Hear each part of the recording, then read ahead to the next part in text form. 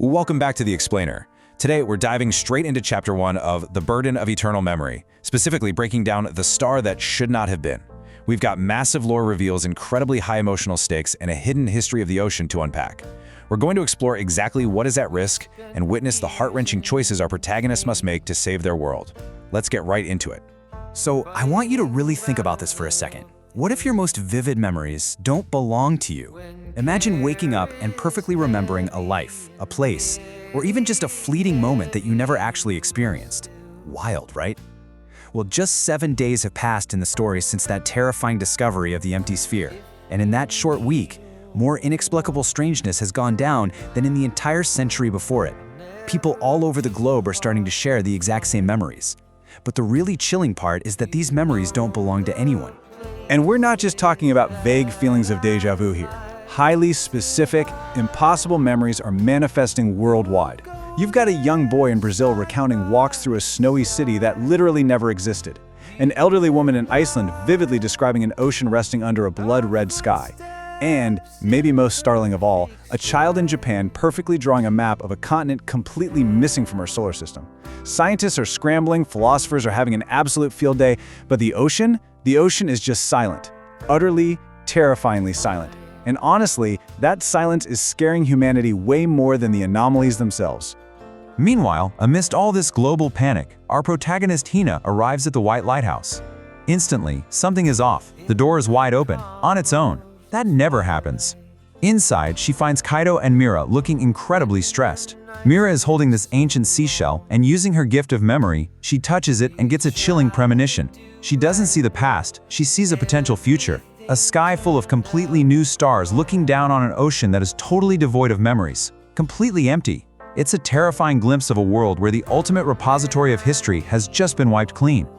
Which brings us to the absolute core crisis of the chapter. We hear this desperate confession echo through the center of the library. I can no longer remember everything alone. But it's not the booming, all-powerful voice of the ocean we're used to. It's weak. It sounds like a distant echo.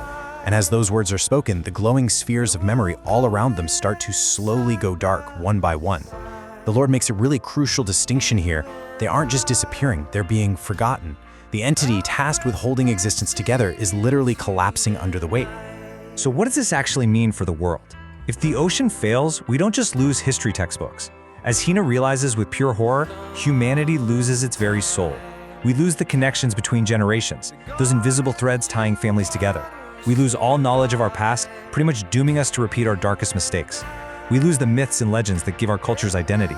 And most devastatingly, we lose the memories of the people we've loved. Without the ocean, love itself is something that can just be erased. It's no longer about saving the physical world, it's about saving the very fabric of human connection. Looking at all that impending doom, Kaito steps up and asks the million-dollar question we're all naturally thinking. Why don't you just pass the memories to people, right? If the ocean can't hold them, why not distribute them to humanity? Well, after a long, heavy silence, the ocean gives a truly profound and heartbreaking answer. The memory of the world is simply too heavy for a single heart. Humans aren't built to carry the combined pain, trauma, and history of an entire planet. It would absolutely crush them. And this perfectly sets the stage for the monumental task our heroes are about to face. Okay, let's unpack this massive lore drop, because it fundamentally flips everything we thought we knew about this universe.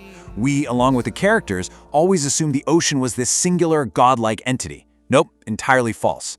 The ancient ocean was never created as a single consciousness. It originally started as millions of individual keepers, each carrying just a tiny fraction of the world's memory. But over the eons, they faded away until only one was left. The ocean isn't a god. It's a tragically isolated survivor of a forgotten collective, bearing a burden meant for millions entirely on its own. And that revelation completely reframes why Hina, Kaito, and Mira are even there. The ocean hasn't summoned them to be your typical sword-swinging heroes off to defeat the bad guy. It's asking them to become the new keepers, the first of a new generation to share this agonizing weight. But here's the catch. Becoming a keeper isn't just archiving happy moments. To save the world, they have to willingly accept the fatal mistakes, the crushing losses, and the agonizingly sad stories that literally no one else remembers. They have to become living vessels for the world's deepest sorrows. It's an incredibly selfless, impossibly heavy calling. But the ocean doesn't force them into it. It presents a choice. And this sequence is just brilliant at highlighting the unique personal sacrifice each protagonist has to make.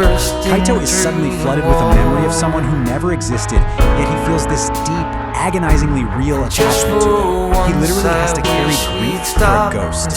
Mira is offered thousands of forgotten lives, but the tragic trade-off is losing a chunk of her own personal memories forever. And Hina finds herself on the shore from her very first dream, finally meeting the legendary Ren and Aoi. But they aren't grand myths here, they're just ordinary, vulnerable people facing the end. What's really fascinating here is the philosophical realization Ren and Aoi share with Hina. She's terrified of losing them and asks if they'll disappear if the ocean forgets them. They just look at each other, smile, and Ren says, "Memory is not immortality." And Aoi finishes the thought, "It's a way of saying you were here." Disappearing doesn't mean you never existed. Your existence isn't invalidated just because you aren't remembered forever. It's such a breathtakingly beautiful way to look at mortality. It shifts the whole focus from eternal preservation to simply honoring the truth that someone lived, breathed, and mattered. As that profound truth really sinks in for Hina, a literal global shift happens. The awakening begins. High above, the star of memory flickers for the very first time since it mysteriously appeared. Down on Earth, in this deeply eerie yet beautiful moment, children all over the globe simultaneously stop what they're doing and look up at the sky.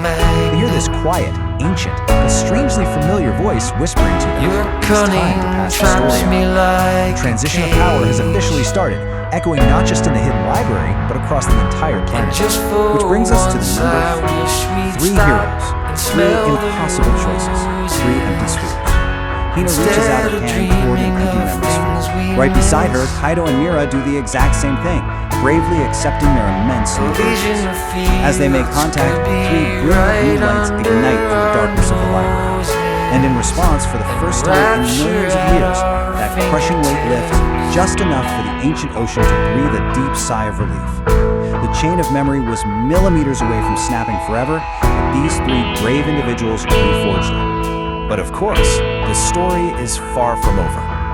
In a masterful epilogue to the chapter, the perspective shifts way out, somewhere completely beyond the confines of memory and time. In the mysterious place where stories themselves are born, a new door opens. There's no name on this door, just one cryptic inscription, for those who are not yet born. It's this haunting, forward-looking promise that preserving the past is ultimately for the sake of the distant future. And that leaves us with one final, powerful thought. The text explicitly points out that for the first time in the entire saga, even the all-knowing ocean has no clue what lies on the other side of that new door. It's a completely unknown future. So as we wrap up this explainer, I want you to ask yourself, what legacy are you leaving behind for those who are not yet born? What memories are we building today that will echo into the future?